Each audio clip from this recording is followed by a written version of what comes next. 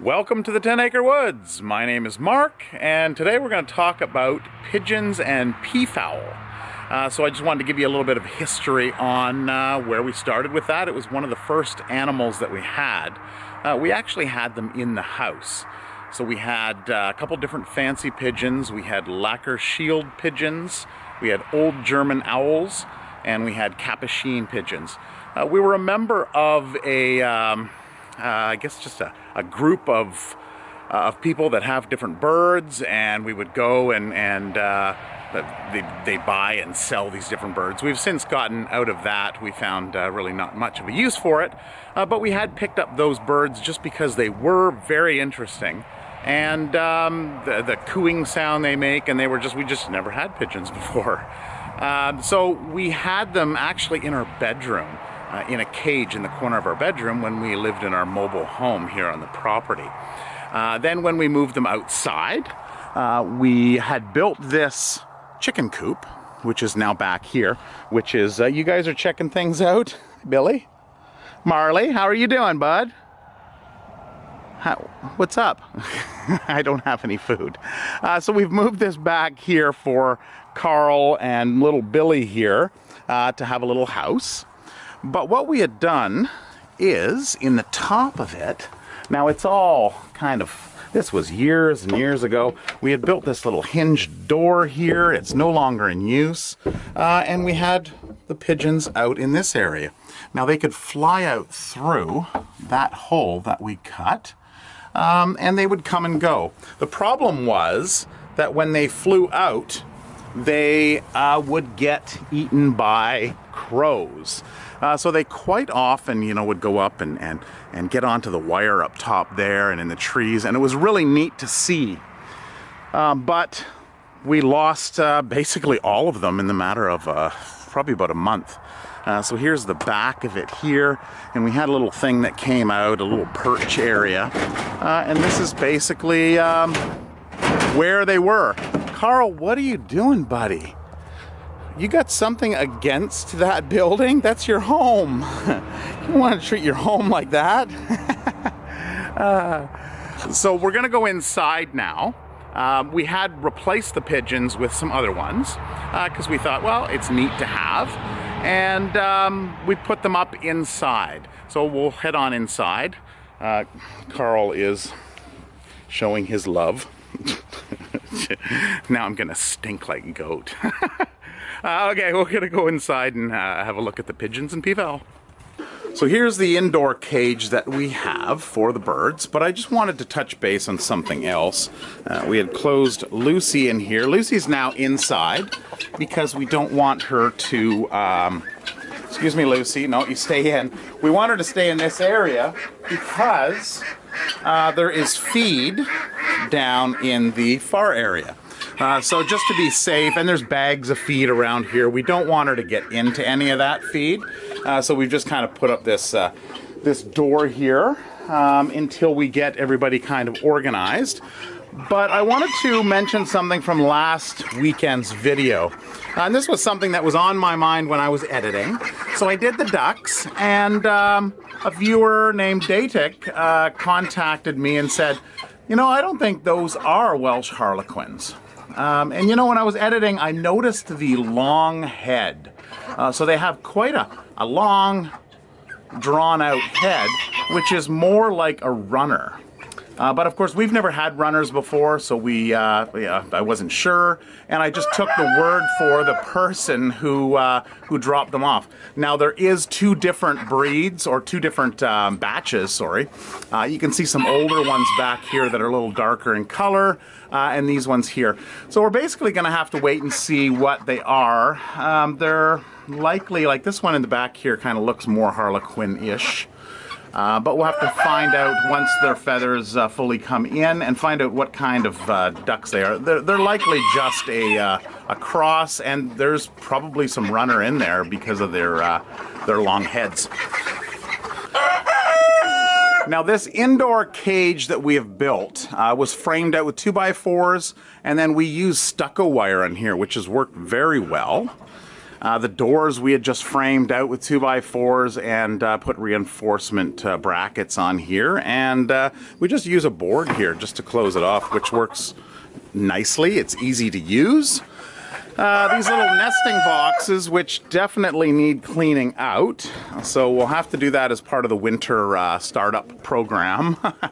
Some of these other ones here are clear, but they're just basically tool or screw nut and bolt containers from a hardware store. Now, the types of birds these are, well, we don't think that they're purebred. I have done a little bit of searching to try to figure out what they were, and they appear to be, I would say, crosses of homing pigeons and rollers. That would be my guess. So if you have any ideas, if you can see a pure breed in amongst these, then let me know what you think down in the comments. Now, what we had done to separate, you can see this one, if I can zoom in here, you can see he's got a blue marker on him. So that is a male, and there is a number. So we had picked up a container of pink and blue ones. So this one will have one number on it, and the female will have the same number, but it's a pink band. Now, the reason we know that is a male is just you really have to watch them and see how they behave and react. But also the males will sit on the eggs and the young during the day, and the females will sit overnight. So let's get in here and have a quick peek. This one looks like a juvenile. So this one's ready to fledge the nest.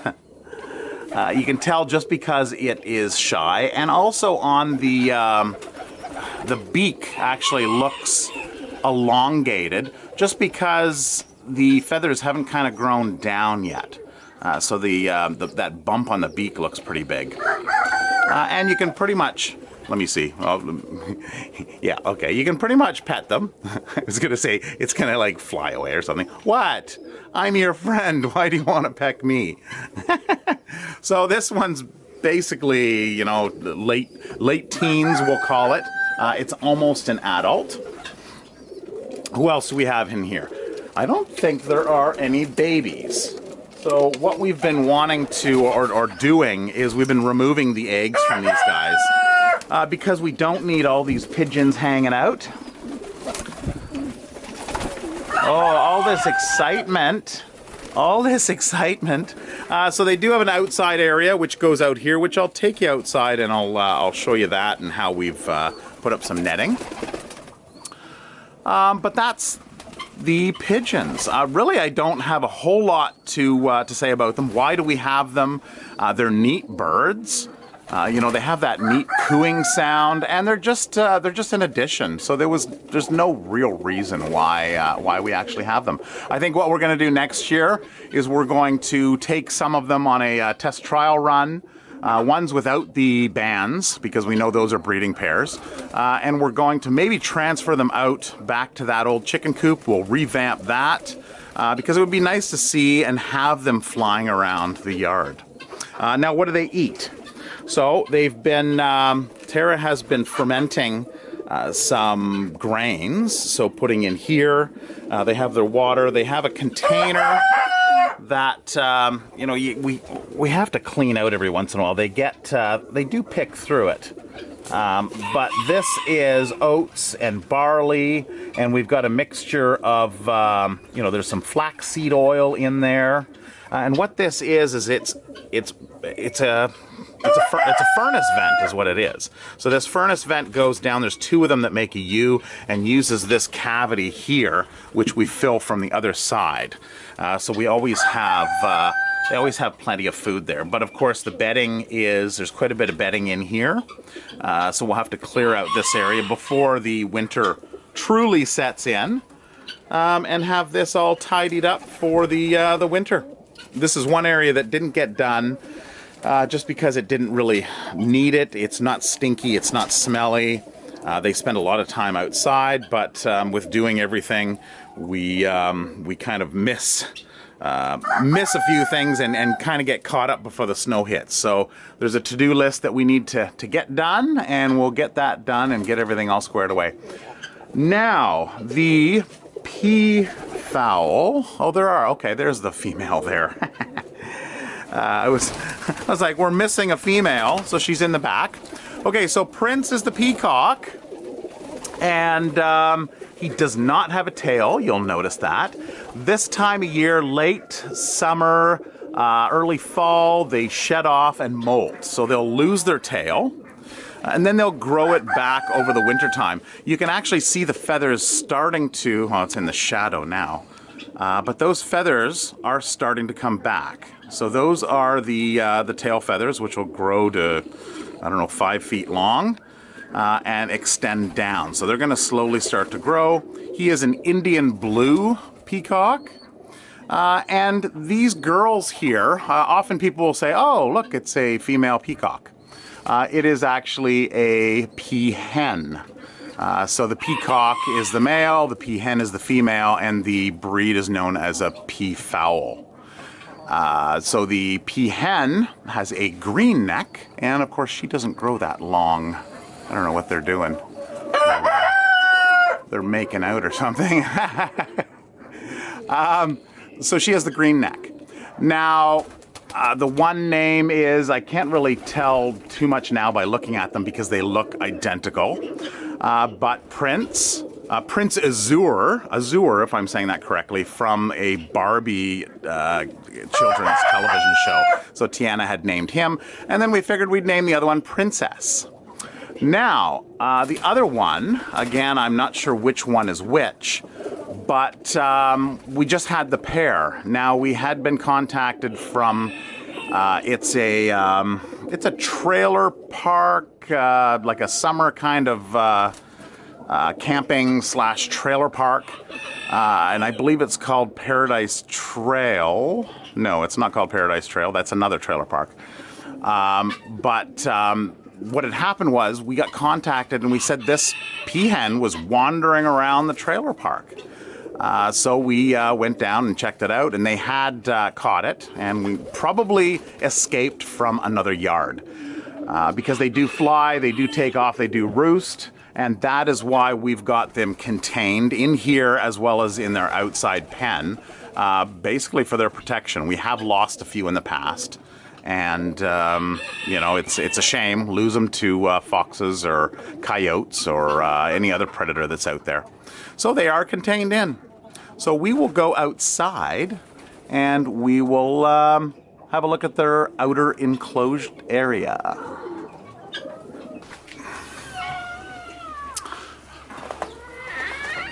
Well, it looks like a lot of the animals, most of the animals, are outside, not hanging around inside. It did snow last night, but it's warming up to just above 0, so that's good. So the snow is melting. Too bad this wasn't spring, but unfortunately it's not. We can see from the melting that's happening, we're getting some water diverting across there. This area is relatively dry, and that is due to our eaves trough that is running the water down the end. Now we're planning on putting a container there, a barrel, and then it'll drip down into that, and then it'll run down into the swale there. So that is the update on that. We don't want to put the downspout down here because Carl, when he gets in here, or other animals, they're going to just destroy it. Fernando? You going to say hi? I know hi guys want to say hi. All right, the outside enclosure. Here we go. So the door is over there. Now we did the same kind of material here. So this is stucco wire. And up top we have a netting. And this netting, I can't remember exactly what it was. I think it was a batting cage, but it's a nylon net. That what we've done is we've just hooked up and we've stapled to the top of this building. Over there we have the bottom of a trampoline, one of the legs of a trampoline that we just kind of mounted to the pole, and we put up there just to kind of hold it up top, and then this 2x4 we put up just to kind of hold it up on each side, so that they can get up and they can roost on those 2x6s that are up over there. Now here is, we made this thing here. There was a board that went on here as kind of a landing strip. I think we're gonna have to make this a little bit bigger, but the idea here was, of course, the pigeons could come down and come out and go back and forth. But I think they were getting confused as to, you know, where they can get back in. So we may even have to put some kind of paneling that goes around here so that they can get in and out. But that's next year's project, so we'll worry about that then. There were 2 pigeons that didn't make it in. They had made it out and they flew around. I don't really see them right now. Tara saw them yesterday, but they're hanging around somewhere anyway. And now for something Tara's been waiting for the last 24 hours.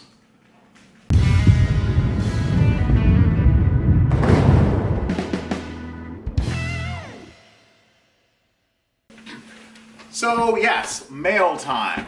Now this is our first mail time, and we figured, well, let's just throw it together because during our live stream that we had about 5 or 6 weeks ago out in the barn, no, Toby, this is not for you. We had Nicole from Altoona, Pennsylvania, mention that she had some seeds, and yeah, no, wonderful. Tara's getting into planting and doing her straw bale garden in the backyard.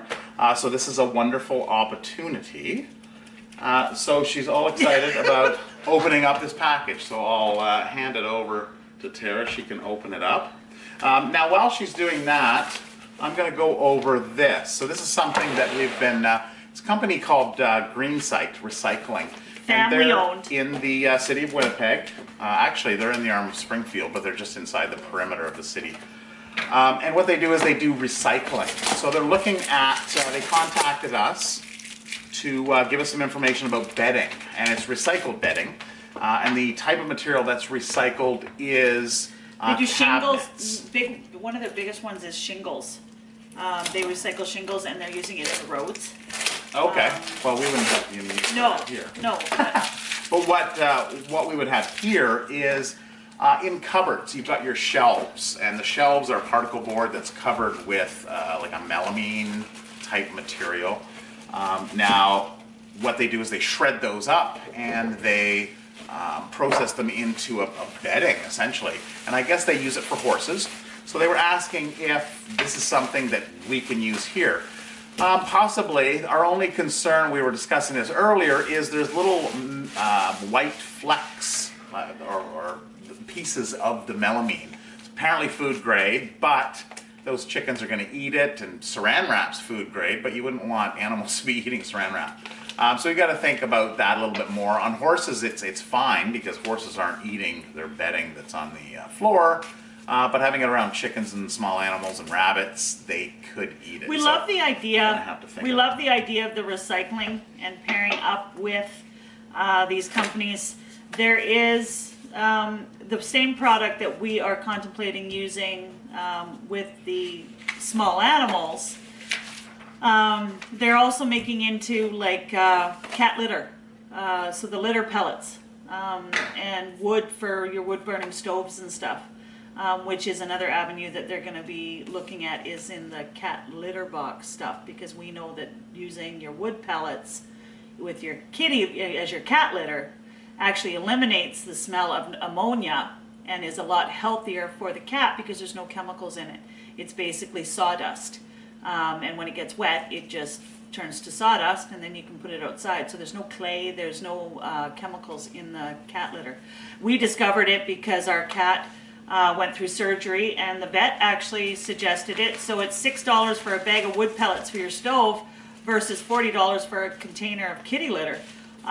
So it is a great change that we've actually adopted and now use full time, is the wood pellets. Okay, so seeds. Yay! Okay, so yeah, so that it's Sweet. a mixture of seeds. Yeah, these are ones that she liked, so she thought she'd share. So sweet banana peppers. These look like your hot peppers. Spanish variety American seed hot peppers. Oh, hollyhocks. Okay, this woman must know that I totally love hollyhocks. It's my favorite. Cantaloupe. Carnations. Yellow bell peppers. Green zebra.